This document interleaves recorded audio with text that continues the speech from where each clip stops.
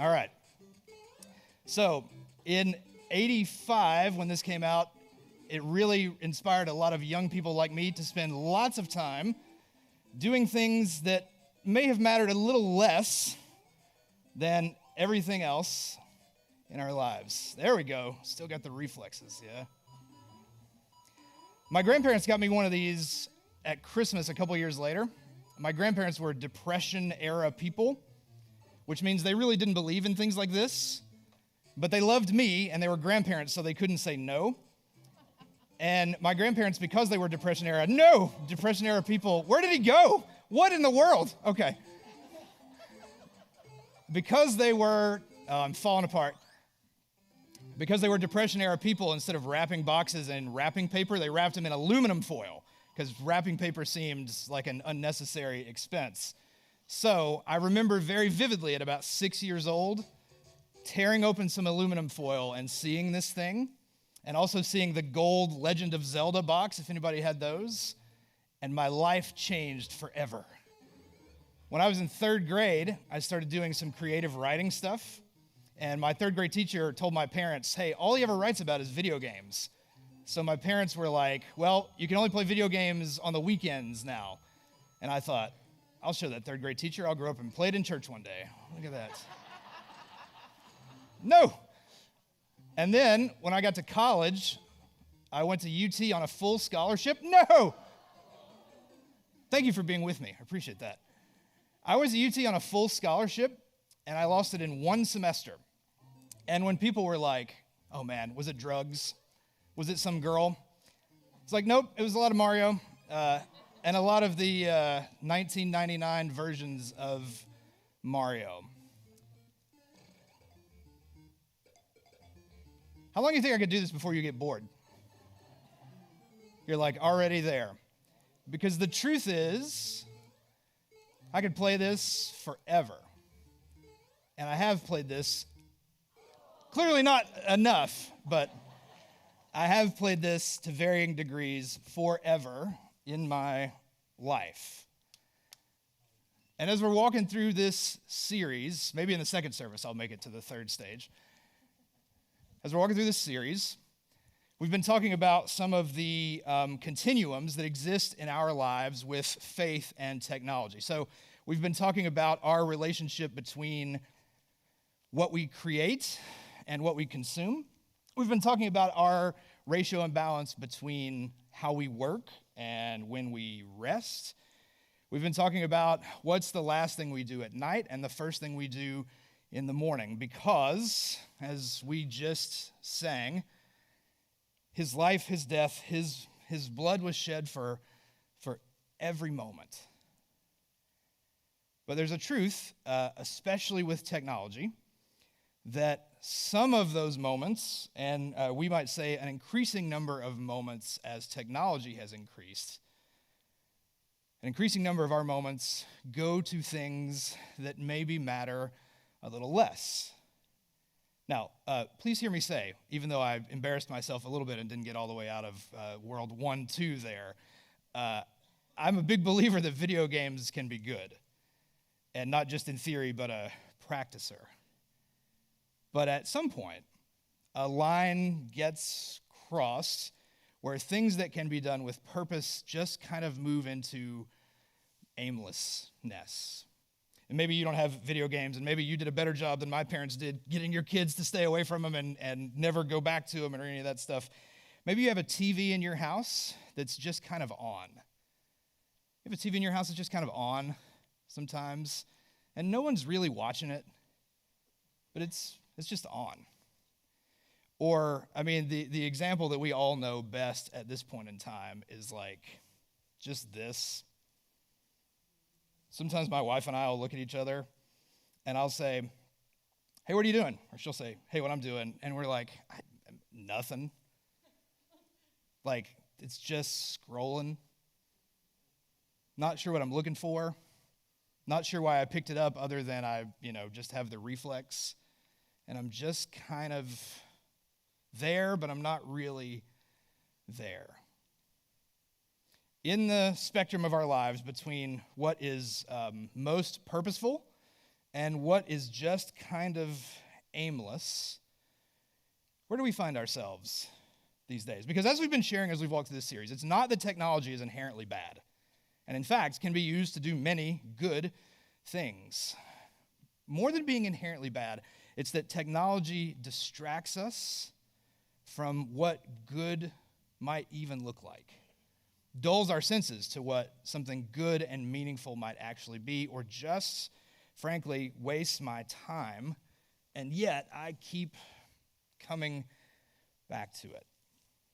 There's this passage in Scripture that I love. It's my favorite passage. We used it for a different topic last fall, but this is Colossians 3. This is my favorite passage in all of Scripture.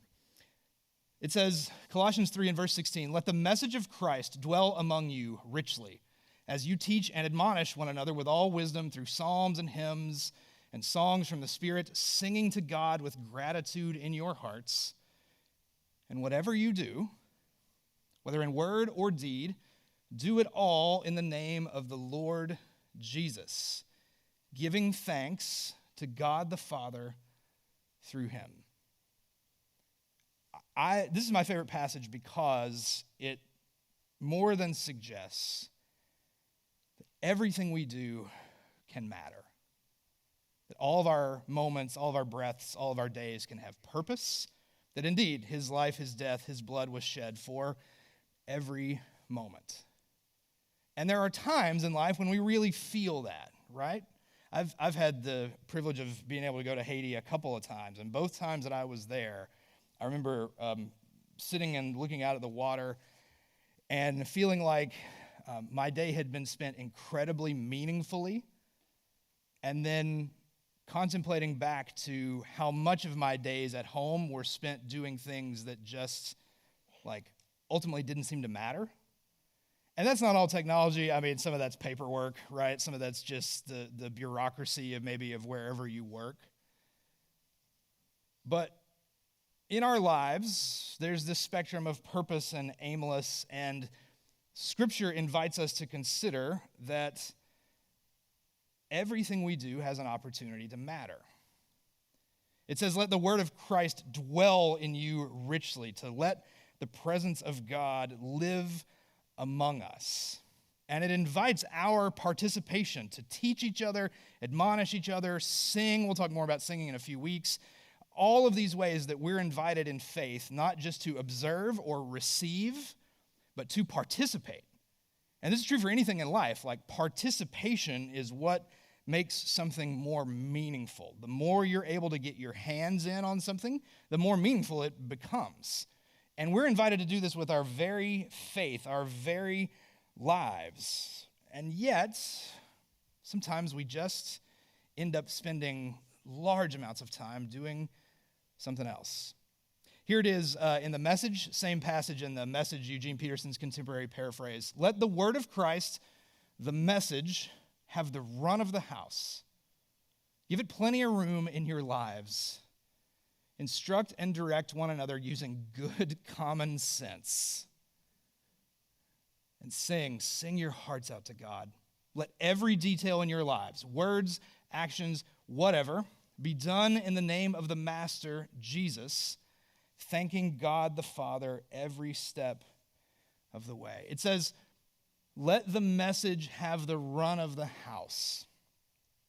And one thing that I feel like I've been confronted with this week in my own household is, if you were to put a camera in our house and just watch us, I mean, it'd be weird and strange. Please don't actually sneak in our house and try this. But if you were to put a camera in our house and just watch us for a week, I mean, how much time would you see us just scrolling? Or playing Mario, or the 2023 versions of Mario, but playing it a lot? Or the TV's, it's on, but nobody's really watching, and it's just kind of noise? Or my wife and I, we're watching a show, and we love it, and we watched an episode, and then we watched another one, and the kids are in bed, so then we watched another one, and then we watched another one, and they make it so easy, right, to just watch the next thing. And if we put ourselves in a situation where we could be observed and then we got to go back and like watch the film, how much time would we see our engagement in things that on the spectrum of purpose versus aimless are ultimately not going to rate very high in the purpose department? A couple weeks ago, our youth are walking through this TechWise series as well, and a couple weeks ago I got to sit in the bubble or in the loft in the sanctuary with them and listen to them. And one of the questions for that week, because these books were written in a pre-pandemic world, one of the questions that week was, how long do you think you can go without any technology? And every one of them was like, well, at school, I have a Chromebook. Like, that's how we do school now. That's how all of this takes place. For many of us, if I asked you, how long do you think you could go without, not just without a screen, but without any technology, many of us would say, well, like, I would have to quit my job. So technology is, in ways that are not all harmful, but technology is, I would say, more invasive than ever. So already we're under a different set of circumstances than previous generations. But again, even with all of this literally at our fingertips, is it enabling us to make choices that are of greater purpose, or is it enabling us to make more choices that just ultimately are kind of aimless? Now, I don't know if there's a cure for this other than, Jesus, but the idea of interrupting a process and a pattern is something we've tried to do during Lent. If you're brand new with us, during Lent, we've invited everyone in our church to take one meaningful, consistent, screen-free hour with their household every day. So everybody in the household takes the same hour. In our house, we're taking 4 to 5 p.m. Prayers for me, because that's the Tennessee's SEC tournament time slot this week, because of course it is. So, but as we've been walking through that for really only about a week and a half, what have we learned so far? Because some of the things that we hear, and we love hearing your feedback and your struggles and your successes. And in our house right now, we do, during that screen-free hour, my kids are 5 and 2, we're doing a lot of hide and seek. My 5-year-old is beating me at Uno, only because I'm not penalizing him for not saying Uno when he only has one card left. And I'm trying to figure out, like, when is the point to apply that pressure and apply that rule. So, like, that's just the consistent response. It's put him down now. You draw 2, son. So we're hearing, like, these glimpses of light and these stories. But at least for me, like a week and a half in, here's the most meaningful thing that I think about is during that hour, I still have the reflex. I still reach in my pocket for my phone. But when I start to think about or try to put language on, like, what am I reaching for? I'm not, like, reaching for it for anything of real meaning. Do you know what I mean? Like, think about this thing really for a second. Obviously, this is not perfect. But isn't there a sense of, like, what can't we know? Google and places like Wikipedia are far from perfect, but I think we have a better starting point on just raw knowledge and our access to it than any people who have ever lived, ever, like, by far. By far. When you hear me say that the original Super Mario Brothers sold 58 million copies, it's the 7th best-selling, to this day, the 7th best-selling video game of all time. If you were to think to yourself, what are the other 6? You could know that like that. And also like that, you could know things that are much more important, more or less, than that information. What can't we know, we tell ourselves? If you pay for Spotify or Apple Music or any sort of streaming service, what can't you listen to in the history of recorded music? What's not at your fingertips? And also, when I was a kid, we had these things called video rental stores, where when something new came out, you had to convince your parents until you got a driver's license to drive you to a place. If you were like me, where I grew up in Alcoa in South Knoxville, before there was even a Blockbuster, there was like a local video rental place that had the little handwritten tags on things. And if you went to get a copy of Teenage Mutant Ninja Turtles or whatever it was, and it was checked out, that's it. Like, too bad you're not watching it today. And now I have a remote at home where my 5-year-old and probably my 2-year-old can push a button and say, Bluey. And do you know what appears on the screen? The entire catalog. They can watch any episode that they want in any order or anything like that. Our whole thing has kind of become on demand, and there are many good and great things about that. But like theologically, there's a fundamental problem with the idea of things being about our demand. Because the oldest temptation and the oldest sin in the book are two people putting what they wanted at the center of everything instead of something bigger than them. The temptation for our lives to be led and driven by what's on demand is fundamentally what it means to be a human and to be tempted to live for ourselves and not for something bigger than us. And the truth is, again, none of these things are inherently bad. They just lead us down paths where we can so easily become distracted, where we can so easily end up spending large amounts of our time doing things that just don't matter. Andy Crouch, who wrote the TechWise Family, says it this way in the chapter for this week: the technology that promises to release us from boredom is actually making it worse, making us more prone to seek empty distractions than we have ever been. The technology that promises to release us from boredom is actually making it worse, making us more prone to seek empty distractions than we have ever been. We have access to all of this information and all of this music and all of these things we can watch and all of that stuff. And do you know what the most viewed video in the history of YouTube is? Baby shark, do, do, do, do, do, baby. Isn't that disappointing? Baby Shark has been viewed on YouTube 12 billion times. There are 8 billion people living on planet Earth. That means that the average human being on Earth, everyone has seen Baby Shark 1.5 times. That's depressing. We have access to all of this stuff that could create capacity for more purpose and more meaning, and yet we end up using it just for aimlessness. Now, Andy Crouch in the book this week the chapter this week talks a little bit about maybe the solution for us is we should just embrace boredom more. And I think that's not a bad place to start in this conversation. He talks about this week that boredom is a relatively new concept in human history.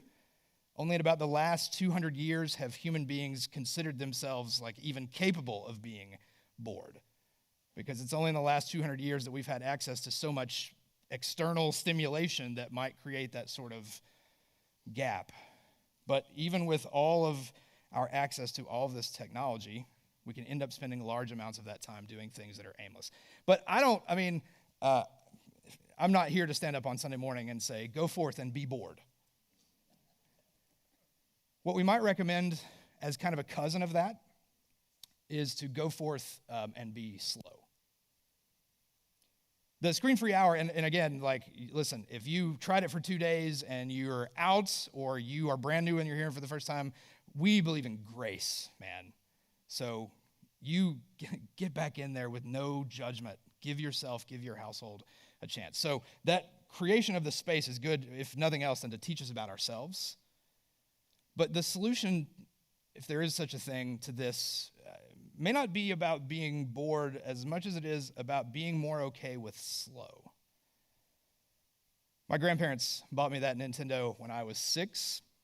Our son is named Covington because my grandparents had a 200-acre farm in Covington, Tennessee. It's just north of Memphis, if anybody's ever been to Tipton County, Tennessee. And we loved that place. My dad was an only child, so me and my 2 sisters were the only grandparents on that side, and so I went there in the summers every year growing up and all that stuff. And my grandmother died in 2016, and she was 86.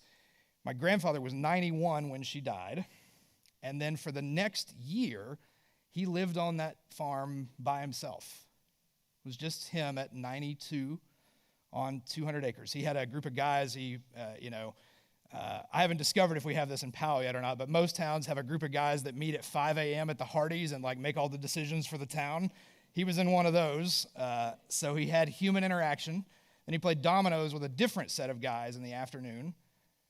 But otherwise, it was just him. And it took a year for my parents and he to kind of come to some kind of an understanding that moving in with my parents was the best possible option. And he only lived with my parents for about a year and a half after that before he moved to assisted living, and he passed away a couple years ago when he was 96. But in that year and a half that he lived with my parents, we were in Virginia, Alex and I were in Virginia, but we'd come into Knoxville and get to see him. And some days I'd just put him in the car and just drive him around and let him see how much Knoxville had changed since the last time he was there and all that stuff. But also what I found myself tempted to do was to tell my then, 94-year-old grandfather, hey, look at this. Look what I can do with this. And not like stuff he didn't care about. My grandparents loved the Ken Burns Civil War documentary. They used to have a cassette of the soundtrack of that they wore out. And I got Spotify, and so I was like, hey, do you want to, we can just listen to that right now on demand. My grandfather loved the Boston Celtics, and I do too, because if you're my age and you grew up in the 80s and you look like me, like Larry Bird is your guy. And so my grandfather and my grandmother, way more than him, my grandmother, God rest her soul, she was a big fan of using words that I cannot say in a church. She hated the Detroit Pistons, hated Rodman and Lambier and those guys. If they're all in heaven together, she's very upset about that. Like, when those guys die, if she sees them up there, she's going to have some problems with that. So, but, they grew up, they taught me all those things, and they loved this announcer, Johnny Most, that used to call the Celtics games, and we get so furious at the Pistons. And, all that stuff is on YouTube. And I would try to pull it up and show him, like, hey, look, here's the clip from 1987. Let me show. And he'd just kind of watch it and then laugh, and then just go on with his day. He never got sucked into the box of wonder because I think in part he was much more attuned at getting sucked in to actual wonder. And it's not because he was overly spiritual or overly Christian. They were members of a church they hardly ever attended.